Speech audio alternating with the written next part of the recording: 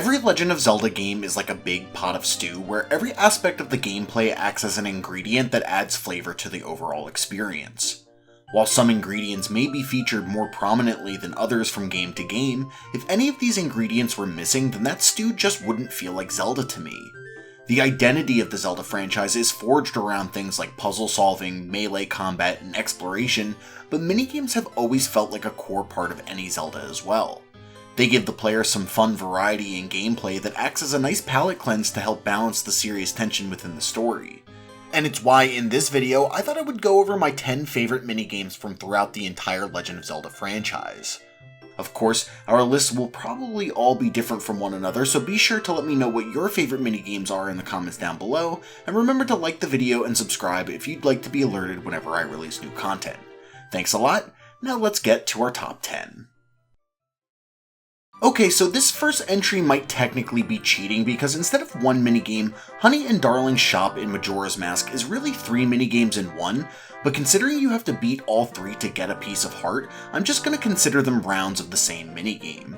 That said, depending on the day that you visit the shop, you'll either get a bomb chew minigame, a basket bomb minigame, or a target shooting minigame, with the connecting factor being that all take place on a rotating platform. This means that whether you're tossing bombs, shooting the bow, or placing bomb chews down, you're trying to time your action with the platform underneath you. These minigames are fun because they require timing and precision, and satisfyingly become quite easy when you get into the right rhythm.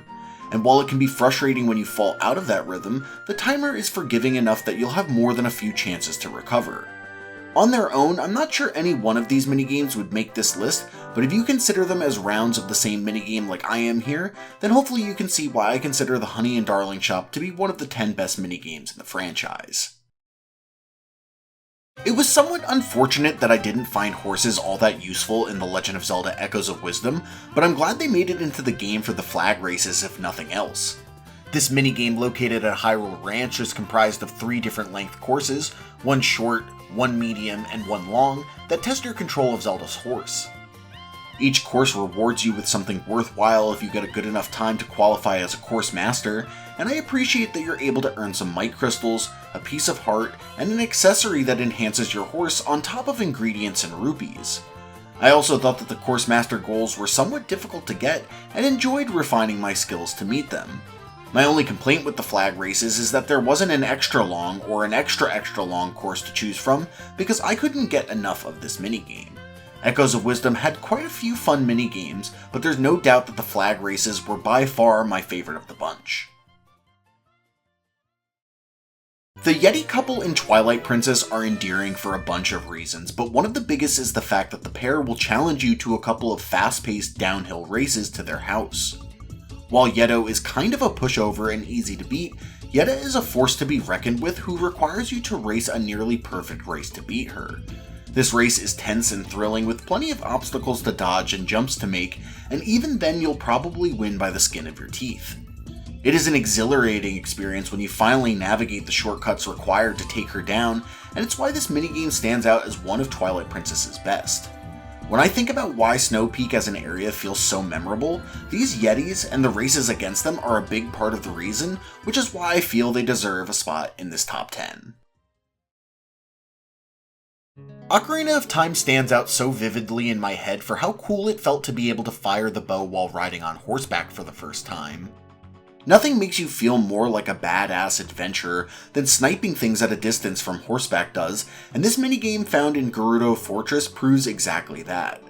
Scoring multiple bullseyes in a row truly made me feel like a superhero when I was a kid, and even now it feels great to feel so skilled. I appreciate that it isn't easy to hit these bullseyes, which is why obtaining 1000 points for the piece of heart or 1500 points for the quiver upgrade feels so rewarding. Of course, it's satisfying to receive a reward for your skill, but this is a rare instance where just displaying the skill needed for those scores is reward enough, and it's why Gerudo Horseback Archery is one of my favorite minigames in the Legend of Zelda franchise. This may be one of the more controversial picks on this list, but I actually think Skyward Sword's Pumpkin Pull is one of the most fun Zelda minigames in the franchise. Sniping pumpkins out of the air is really enjoyable, and I found myself wanting to see how many consecutive pumpkins I could hit even after I had crossed the threshold I needed to cross in order to get the piece of heart that this game rewards. I could see how janky controls might affect someone's opinion of this game, and though I can't really speak on how the game felt on the original Wii version of Skyward Sword, I can say that I think it controls fairly well on the HD Switch remake. Without the Wii's poor controls, it feels like the more skilled and precise you are, the more fun you will have with Pumpkin Pull, and why it is so very satisfying when you manage to nail the shiny pumpkins worth double points that Fledge occasionally throws out.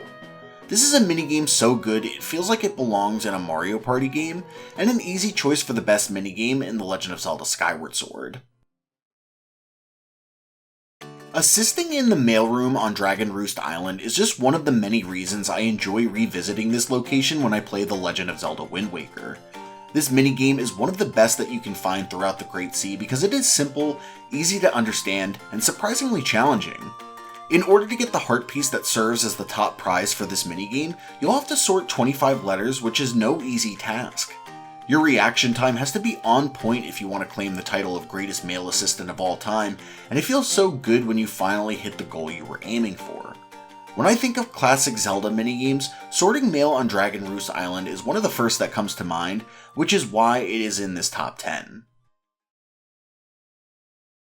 Twilight Princess is well known for a lot of things, but the double claw shots are one of its iconic items that I think are universally loved. That's why the Star Tent in Hyrule Castletown is such a great minigame, because it gives us another opportunity to use one of the best items in the game. Though at first you can play the game with a single claw shot, the fun comes when you are dual wielding and zipping around the cages like Spider-Man when he fought Bonesaw. Once again, we are seeing a minigame that you may not beat on your first try, as you have to be pretty decisive in your movements if you want to collect every orb before the timer runs out. It's so great to humble the smug douche that operates this game when you eventually succeed, and in addition to earning an always welcome quiver upgrade, we also gain a group of adoring fans that freak out whenever Link strolls by. Twilight Princess has a bunch of good, memorable minigames, but the Star Tent is its best by far, and one of the top 5 in the Zelda franchise. I feel like the 3D Zelda minigames generally have a bit more depth and complexity to them in comparison to their 2D counterparts, but The Legend of Zelda the Minish Cap bucks that trend with the missions to retrieve Anju's lost cuckoos. While ultimately still a simple concept, this version of the minigame has 10 rounds that get progressively more difficult and require Link to explore more and more of Hyrule Castletown each time. It's only after Link has progressed along his journey and filled out his arsenal of tools that this minigame can even be completed, as you will need items like the flippers and the Pegasus boots to allow you to quickly traverse the town. Personally, I really enjoy the progression of this game and appreciate how tight the timer is in some of the later rounds, and think it was smart to make it free to attempt. It's a minigame centered around optimal movement, which I like, and once you have it mastered, it's extremely satisfying to complete, with a good reward to boot. It may not be the best minigame in the Zelda franchise, but it's one of my favorites and my pick for the best minigame in a 2D Zelda.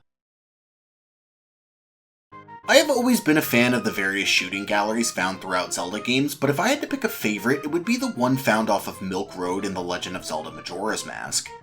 What sets this game apart from the others found in the series is that this one sees Link shooting various enemies he can encounter throughout the game in a woodland setting, as opposed to rupees in a game store.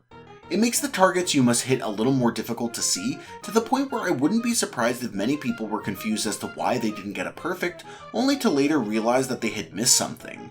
Whether a wolf ran by while you were distracted with other targets, or you simply forgot to check the treetops for Deku Scrubs, I appreciate how this shooting gallery presents a different kind of challenge while not being too forgiving with its time.